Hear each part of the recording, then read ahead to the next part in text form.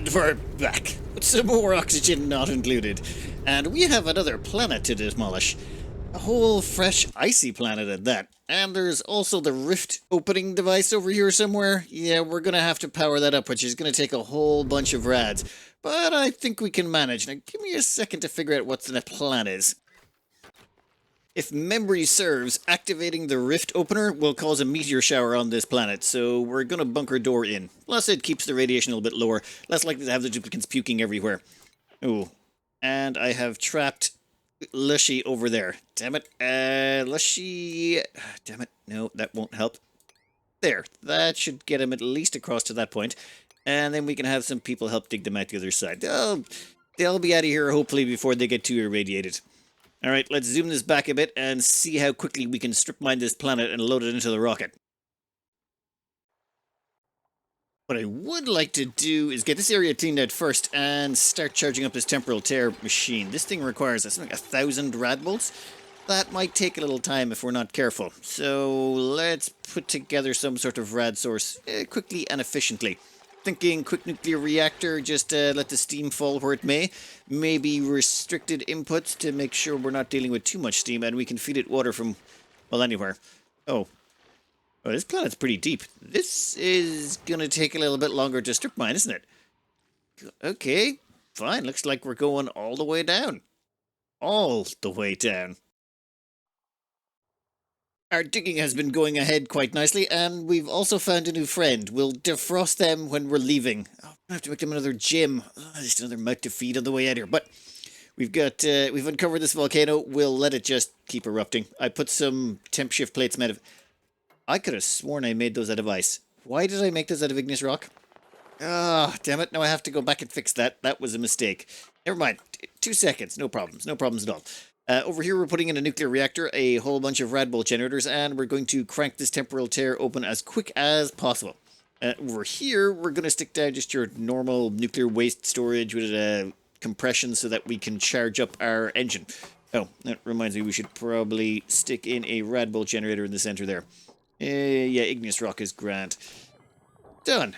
Alright, once those are finished, that's the guts of... No, pretty much all the complicated stuff we need to build. The rest of it is just demolition and movement. Should be fairly straightforward.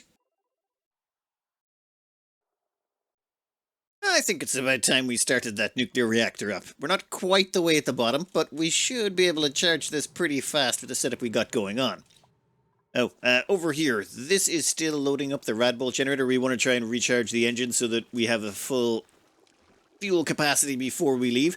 This is just your standard issue, a little bit of petroleum to stop it overpressurizing, and then loads and loads of nuclear waste. And we jammed the rad bolt generator in there. This was suggested a few times, and I find it works. I almost prefer the doubles, though. But I suppose this is slightly more convenient that you get about roughly the same amount of rads for only building one of them. But, who cares? We've got a portable nuclear reactor, so we've got plenty of power to go around. And down here, we are going to burn a whole bunch of that power. 5, 10, 15, 20, 25, so about 2.5 kilowatts of power here. Excellent. Now, over here, we've got our flow control. Now, before I was using storage containers and all sorts of stuff, but we've gone a little bit more traditional, let's just say. What we do is we get this and we go manufactured material and we go enriched uranium. Thank you very much. And this is set to 1 kilo. So what should happen is they drop off the enriched uranium in here. Actually, allow manual use. We got some in the rocket. They drop off the enriched uranium there. It tries to go across this conveyor line. The conveyor meter goes, hey, 1 kilo, that's enough. And then that 1 kilo goes on. That 1 kilo will keep this going for 60 seconds. Another 600 seconds in but we know the numbers anyway. That means we just need to put through 1 kilo every 60 seconds, and this thing will keep running consistently, but without generating too much heat and steam and all that. All we want is the rads. It'll generate the full amount of rads, full amount of nuclear waste, but not a lot of heat and steam, which means we don't have to do too much with it. And for water, well, yeah, I basically just chucked in a bunch of ice plates around this volcano. I mean, I know we have water inside our rocket, which we could have used to do this with. The problem is the water inside our rocket is competing with the piping here to get the nuclear waste out. So I thought it'd just be easier to melt a bunch of ice plates using a volcano. Why not? Alright, how are you looking on the errands front? Okay, here they come. Reset. And 1 kilo went through. Ah, there we go. Conveyor rail. 1 kilo of enriched uranium. Now, that goes all the way to the end, gets stuck into the conveyor receptacle, then it gets auto-swept up. And no one can get in here. Oh, I should probably turn this on. Oops. Done. Ooh. 165, 218. I mean, not great. Oh, yeah, it's a rad. It's a little bit high. Little bit high. Never mind, just leave it, forget about it. And then...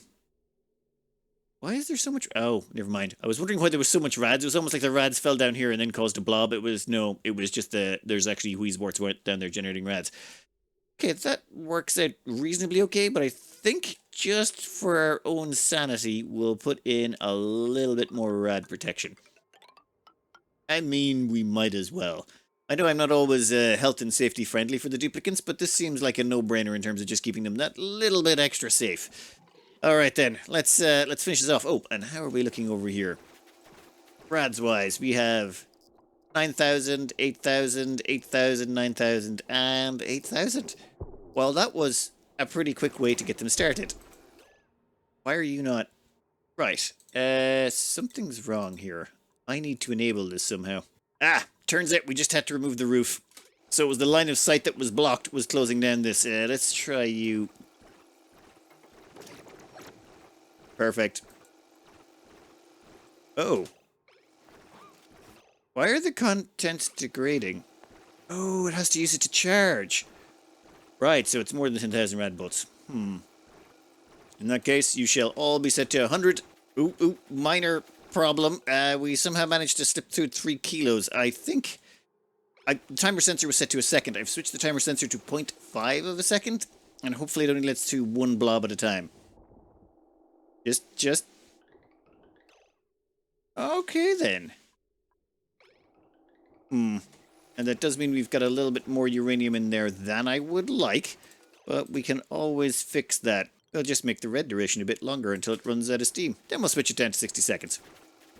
Anyway, this is also dumping out nuclear waste. That's going to melt a little bit of stuff down here. That's fine. I mean, we kind of did want to melt that ice anyway. This just speeds things along a little bit. This system is a bit buggy. Like, I had to set the timer sensors to 0.1 and 59.9 to hopefully get this working. There you go. And we get 1 kilo per second. Otherwise, even when I had it on 0.5 or even 0.2, I'd sometimes get double blobs of uranium.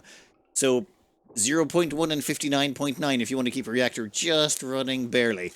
And you don't want to have to deal with all the annoying thing I was having to do before, where we were using storage containers to shuffle across a kilo back on our home planet. Where was that actually? Ah, yes, this monstrosity. I mean, okay, it did the job, but definitely not nearly as neatly as this one. Right, next time we know how to do it more quickly and efficiently. And this? Oh, we are generating more than enough rads to keep this thing going. It's actually maxed out. Right, it's going to consistently be getting rads, which means this thing is just going to finish and tear open a hole in the sky. We should probably finish excavating the map before the time runs out. Give us a second here. We're almost near the bottom. We still have not got to the bottom of the map, and we are ready to fire. I think I'm just going to wait a tad longer. Ooh, and I should probably turn off that nuclear waste. How much are we getting? 651 a cycle? I think it will hit 1,000. Once we're getting about 1,000 rads a cycle, we'll turn that off. It's just that if we ever do have to come back for refueling, I like it to be fast. Time to start the squish approach of pushing all the stuff to the center so we can shove it right up to the top of the map with the spike. But I think we activate the temporal tear opener now. Yeah, let's fire it. What's the worst that could happen? Yes, I'm ready for a meteor shower. 1 second. And we'll make that a priority 9. Thank you very much. And... perfect. Okay, we were a little bit late on the meteor shower thing, but that's fine. None of them have managed to slip through. That is actually pretty lucky so far. Let's not jinx it, though. Oh! Nope, missed me. Oh! Well, that worked out perfectly. And in exchange, we got fullerene? Ooh. I didn't already have tons of the stuff back home. I'd be out there harvesting that. Anyway, I believe that has opened the temporal tear. There we go. It's now looking nice and open that we can fly through it. And I still... People keep telling me that when I fly through this, it's going to cause the rocket to disintegrate and parts of it to fly everywhere. I'm pretty sure with the temporal tear open, that shouldn't happen. Though it's been a while. It's been a long while since I went through the temporal tear. Okay, let me finish this squishing up and building the spike to the top of the map. Oh, and dismantling that nuclear reactor. We don't need it anymore. When building one of these towers of resources, there's a few tips and tricks you can get. Just if anyone's trying to replicate something this dumb. Not that I think such a thing is going to be replicated very often. Strip mining the entire universe and cramming it into a rocket is just not a smart idea. Of all the dumb ideas I've come up with, this is, this is up there. It is definitely up there. Unless they do this annoying thing where they bugger off, and then a different duplicant comes down and takes over the job. And between the ins and the outs and the ups and the downs, this takes forever. So, let's make things just a little bit simpler. Passing up through this door is not permitted, buddy. You're down here for a while. Then what you can do is just keep them there, and they can keep doing it. Oh, should also make sure no one's allowed up or down. Otherwise, someone might try and steal their job while they're down here. Oh, please tell me. No. Did I not catch it in time? I did not catch it in time. Someone else is now trapped down here with us. Well, you know what? That's fine. Where are you? They're going to come down here, and then they're going to come in from the side, right? With some minor adjustments to the door up here, we don't have to worry about other people interfering, so you can do this much, much faster. I should probably go through some of the other little tips and tricks I've learned while flying around in this dumb rocket. Yeah, I think I've managed to find a technically a bug, but I'm not even angry about this bug. Or actually, I'm generally not angry about bugs, but this one, I can totally understand why it happens. You see, we pump nuclear waste out of this rocket through this pipe, and it goes to this output port, and it leaks nuclear waste. You see, on the, once a cycle, nuclear waste tries to escape from any containers it's in. So, liquid storage containers, all those sorts of stuff, it tries to escape. Oh, actually, submerged liquid pumps are fine. But if they're only in a little, never mind. But what that means is it actually configures the liquid spacefarer input port as a liquid container, which means if it gets caught, it sometimes just drops a big blob of nuclear waste on the ground, which is why we have nuclear waste leaking into the rocket. Doesn't damage the port, though. So I suppose that's one thing. But I can't even be mad at them for that one. It's like, who was going to be pumping nuclear waste out of the output port of a habitation capsule? That seems highly improbable. Like, the only way to get it in there, assuming you haven't cored out the rocket to put it in a nuclear reactor, would be to literally manually carry in a bunch of nuclear waste to then pump out. Never mind. Just one of those fun little things you never knew about Oni was, yes, the liquid spacefaring input ports glitch out and drop nuclear waste just like everything else. The more you know, eh? Anyway, let's, oh, it's almost lunchtime for you. Well, you know what? You can do a little bit more work before you get called out to lunch. And once you've got all the way to the top, we can finally start sweeping. Though I think we'll put a little, it's best off to put a little kink in the ladder, otherwise they might drop some stuff really far down. So let's put something right about there, and then to save us a bit of time, something about there. This way, if they drop anything on the, if they drop anything while trundling across, it won't go all the way to the bottom of the map. It'll just drop down to about here or in here. Yeah, one of those little things you pick up along the way. One thing I thought would be fun to try, it turns out these volcanoes are just erupting and they're dumping molten metal down here onto the bottom. And I got rid of everything, so there's just neutronium down here, which means this place should slowly fill with molten iron. I mean, it would take centuries, but I like the thought of leaving that behind. Right, but we do have to maybe core out some of this stuff. Yeah, this is all gotta go all the way to the bottom. Some of that might slip in there, but we'll sort it out when we're there. And then we have to take out whoever's in the cryo tank. Ah, great, another duplicate, another mouth to feed, another duplicate to stick in a rocket. Oh, interesting side twist. When you activate the tear, you get meteor showers on this place every, I think it's 3 cycles.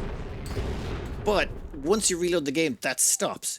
We're getting loads of fullerene here, so this might be a nice way to get lots of fullerene if you're into it, and it's actually pretty cool. I mean, okay, it's 60 degrees or so, but it's not exactly boiling hot meteors falling out of the sky, and it's a relatively convenient way to get your hands on some fullerene. Well, the doors here very, very, very slowly open so that our duplicants can come home.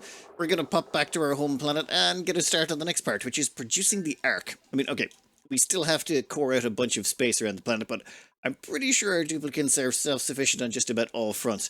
Oh, and the resin all finally popped. That is a decent amount of resin. We had just enough storage. What's the temperature in here like? 186. We still haven't cooled all of that down. And we still... Nope, still have not cooled all of that down. But we're getting there. We've got it to below 180. It was 200, I think, at the start. And over here on this section, I have decided I'm just going to wall it in. We're going to leave this behind as a monument. There's just, we can't dig it up without losing the mass, so we'll just leave it behind to confuse future people. The Ark over here is the newest rocket that we're going to, well, core the center out of so we can turn it into a nuclear reactor-powered little thing, but we want to fit twice as many duplicants in this one. This is less of a constructor rocket and more of a transport, you know, long-term storage for all the duplicants. So, what I've learned from the last time, since we're going to be using uranium to melt this from the inside out, what we need is, well, a bunch of liquid uranium. Great stuff about this, doesn't boil until it's hit something like 4,000 degrees. Yeah, 4,000 degrees centigrade. However, it freezes at 132, which means when you're trying to get this thing prepped, it's a bit painful because you got to get it above 132 before you can start pumping it through the refinery properly. So all we did was we moved a bunch of hot iron and rocks from around the map and just dumped them in here. That move command is so handy. You just dump them on the ground. Next thing you know, this whole place is toasty. It's 400 degrees all around here. And then we can just rip all that stuff out. And we're going to fill this metal refinery with uranium. Actually, how are we going to get that in there now that I think about it? We might want to pump that in through the... Yeah, we can pump that in through the input ports. The outside of this rocket area is just scattered with leftover dumb stuff we've done. There's a liquid pump from something else, but this one's got insulated pipes attached to it, so I think we'll use this one instead. Actually, that can go as well. Also, we have a big pile of melted uranium over here. We got that from leftover projects, and we just got a bunch of uranium, depleted uranium, and dumped it into one of these. It was above 130 or whatever, melted it, then we just mopped it up and dumped it in there. Getting your hands on this stuff is pretty handy. Once you realize you can use that melted uranium to melt rocket interiors, makes things much simpler. Alright, give me a minute to sort out the piping here. Minor distraction. We gotta go back to Snowina. A meteor shower came in here and busted a bunch of stuff, but we fixed it. And luckily, none of it fell into... Well, it didn't fall into the iron, but it definitely drove up the carbon dioxide. We were down to about 15 grams in here. Now it's gone all the way back up. But it's fine. It's fine. It just means this whole place is going to cook. But time to defrost our friend. Let's see what pal we got. Anyone? Ooh, actually, we might want to make sure this door stays open as well. Well, the duplicant that comes out of here is going to be incredibly slow, so let's hope they've got enough oxygen to make it to the top. If not, well, it will be a short defrosting cycle. Oh. Let's see who we got. We got a Nicola. Huh. Okay, Nicola, how you doing? You're expressing yourself. Your expression is mortified, but that's probably normal. You're holding your breath, and rocketry, doctoring, supplying, duplicant agent knowledge, mouth breather, destructive, and super productive. Ugh. That is... Super productive is not terrible, but just in general, you are pretty meh. Well, we'll send you back and we'll have to make you a gym. Yeah, we kind of deconstructed the old one. Alright, Nicola, on board. Question is, will they make it? I've hit the crew up button. Oh, yeah, it's like 200 degrees in here. Okay, you're going to have to move faster because the more you get injured, the slower you're going to move. So, yeah, of course you're a tiny bit scalding. Oh, you're half dead. That's fine. 49. 39. 29. Nick, come on. At least get above this mark, and that means you'd at least fall. If you fall... This is a normal speed. Okay, you're either going to suffocate... Oh my god. Come on, seriously? Oh. Ah. Just move. You're gonna run out of oxygen before you can scald. You're almost in, you're almost in. I have never seen it do it. How did you move that slowly? Okay, get to the bed. Get to the bed, you muppet. You're lucky to be alive, but you're a mouth breather, so honestly, if you hadn't survived, we probably wouldn't have been too miffed. Oh, wow. You are so slow. Anyway, where were we? Yes, we'll fly them home, and we'll introduce them to a gym where they can start jogging excessively for at least 100 cycles or so to become productive. You, let's go. Also, the moment you take off, I have to close the door. And I forgot to close that one too. Damn it. It's going to drop a bunch of nuclear waste down there. I would really like if this place would start to flood with molten metal. I mean, okay, we're going to hit problems when the kit starts biting into the granite and the ladders and things like that, but I'm just curious to see what would happen long term. And hopefully that closes before the next meteor shower. That should get us started on the nuclear waste front. Let's make sure none of it's breaking the pipes inside. We're grand. Alright, I'm thinking 800 kilos of nuclear waste, or as close as we can get, should give us just about the right amount. So it turns out I was filling it with nuclear waste, not uranium, like I said I was. But that's okay, that's okay. We can fix this, we can fix this. Get all that junk at it. How is there nuclear... How did someone find steel hot enough to make nuclear fallout flash? How? That doesn't make any sense. That just... No. Damn it, Duplicants, what are you doing to me? Yep. I can see your little clapping because you're happy because you confused me. Okay, 142 to 13. It's fine. It's fine. Fine, we got this. We'll just keep going. I had to replace this in here. We'll make it out of igneous rock. Ceramic makes no difference. Soon we'll have enough resources and we can start melting the interior of the rocket. This is not a good start to a rocket melting. You kind of hope a rocket melting would be a little bit less messed up in this. Oh wow, the niobium's overheating. I should have made it out of thermium then. It'll be fine. We just need one more bottle. One more. Nope, no repairs. Disable the auto repair. Right, let's do this. Let's hope we've got enough nuclear waste. Damn it, I severed the pipe. That was it. Okay, you, get moving.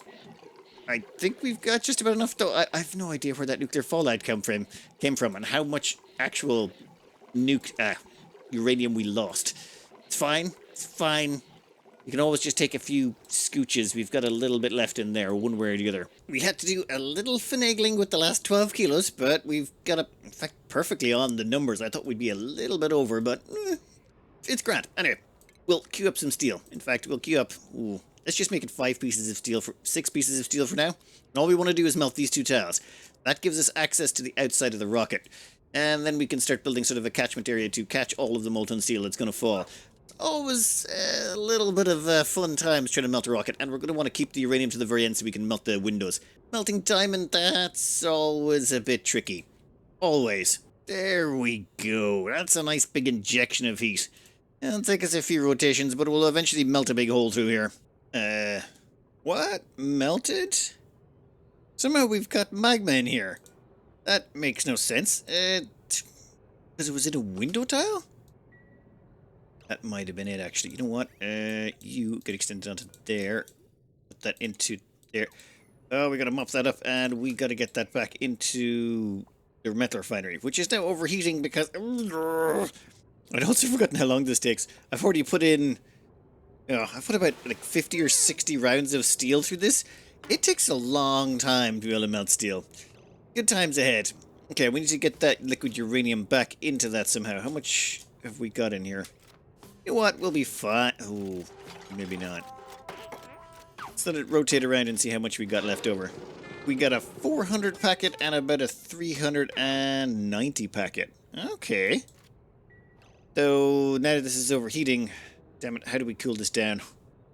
That's not the problem. We're in a vacuum, and if we do destroy it, we'll have to pump all the liquid back into it, and that's... right, we're going to have to disable this thing. We don't really have a choice. We'll turn it off. Hopefully, you know what, we'll let it have one more rotation. We don't want to let any refined carbon drop on the ground or any lime, just in case we burn something or something transmutes and causes even more complications. So we'll do one last run through. Then we're going to have to empty this out, rebuild it, ceramic maybe, and then we'll have to fill it up from outside again. The joys of melting rocket capsules. I forgot how much fun it was. So we've got 591 kilos of uranium there. We got 200 there. That means we're just short about 9 kilos of the 800 we want. We just loaded up 200. Yeah, you know what there? Just a little scooch over. And we are done. You guys are finished. No more need for any of that. Ah, excellent. Now we can just empty you. And we can empty you. Yep, don't stand in it. It's pretty hot. Oh, okay. And then that goes back into the rocket, back into the metal refinery, and then we put through about another 40 or 50 batches of steel. Easy peasy. Easy peasy. I know it looks like there's 800 kilos exactly of uranium in there, but what's the bet? The moment it starts doing its first rotations around, we'll find out it's like 802 kilos or something like that. Come on. Would you look at that? 407 and 400 kilos. Close enough. Close enough. Now we just gotta hit that magical 2,400 degrees. Yeah, let's give it some more rotations. What the? Where's the magma coming from? I swept this place. It was perfectly clean. There was no debris left behind. Every single other tile was gone. There was nothing. There was nothing to actually melt. How did we open... Ah, great. You know what? Mop it up. Mop it up. We'll see if we... Ah, damn it. This is just... We're not even close to the melting point. Urgh. It's 400 kilos of magma. How? That doesn't make... It would be an insulated pipe, but there's no insulate... We'll just have to push through. I think we're just about through. Come on. Come on, just a little bit more. I think the temperature's getting carried between those two, and... Great, we've melted more ceramic. Oh, come on. We were so close to getting this tile. We'll mop it up. One more rotation and we'll finally be in. Oh, I've forgotten what the time it takes on this one. That gives us plenty of time to plan out where we're going to put the reactor. And I have to start going through the emails. I've got a bunch of submissions. Ooh, whoa. Yeah, we just lost another pipe, didn't we? Yep. I probably should have just used tungsten pipes the whole way through. That would have saved us a whole bunch of effort. Far less likely that we get all these melted pipes. And yeah, you're going to... Actually, we'll disable auto repair on you as well. Or... Yeah, we'll disable auto repair. Yep, should have just went with full tungsten. It's the only way. Okay, once that's... Yeah, we got a little bit of overheat damage, but that's fine. Once we go through another couple of times, we'll actually finally break through. I'm thinking tungsten pipes all around next time.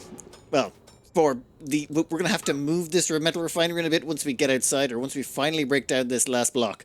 Can we do this cycle, or is it going to take one more? Oh, damn it, I should probably have another one queued up just in case. From here on out, everything should be an awful lot simpler. Oh, it's just this. Once you're through the outer edge, we have plenty of room. We can... Yeah, we'll probably put the metal refinery down here and melt everything except for this doorway. We need to leave the doorway in, otherwise the game crashes out, and... Should I have to get doorway? Well, we need to leave in those two metal tiles there, and we also need to not melt the gas inputs or the liquid inputs. Starting and turning off and starting the game up again after that seems to cause problems, so let's not break anything too serious just yet. I think I'll do the rest of the melting off screen. I don't think anyone really needs to see it. Okay, I'll cut back in though for the melting of the diamond, because melting of the diamond is very rare. So that one could be tricky. Now we can get that one. This one though, I would be hesitant to ever try melting, because the problem is when you do melt it, you literally have to dump liquid on it. So you're probably going to melt through and also melt the hatch, which would probably trap your duplicants in limbo and never let them escape again. I think. You know, I don't want to find out. Anyway, I'll do all that off screen. The only thing we have left to do is finish this rocket so that we can fly through the tear. Well, and strip mine the last of this map. Because I'm not sure exactly how much we want to leave. As in, just, we want to leave infrastructure so that you could theoretically spawn dupes and continue the base. But we want to take all the raw resources with us until there's nothing left here. I suppose they technically have wood. Yeah, they'll be fine. I'm going to cut this out here. Next up, giant arc designs for trying to figure out how to fit about 16 or 18 duplicants inside a single generational rocket. I hope you enjoyed them. Good luck.